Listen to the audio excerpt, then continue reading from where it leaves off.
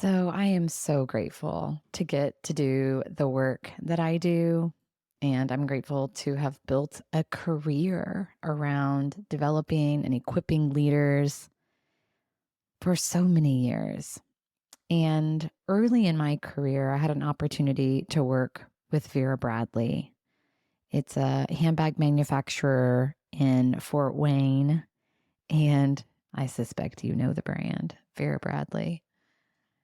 Of all of the hundreds and hundreds of client experiences I've had over the years, probably thousands at this point, Vera Bradley is one of my favorite, not only because of the longevity of the work. Gosh, let's see, maybe, 9 years I worked with them and their leaders, but it was the depth of the work that I so appreciate.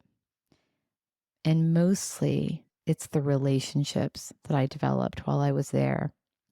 My primary contact was my friend Bobby Kurtz. And I caught up with Bobby recently. There's a Starbucks halfway between where she lives in Auburn and where I live in Indianapolis, in Gas City, Indiana. And so for years, we've occasionally met up there for a reconnect. And it's one of those relationships, it's always like 5 minutes in, it's like we didn't skip a beat. And we have seen each other through all of the work stuff, the life stuff, the personal stuff.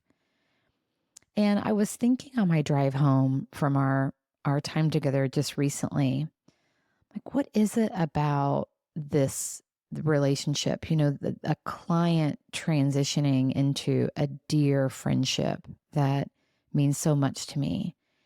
And I think one of the things that really sets apart this relationship in particular is just how we share the same values and our interest around growth and people development creates such a strong bond.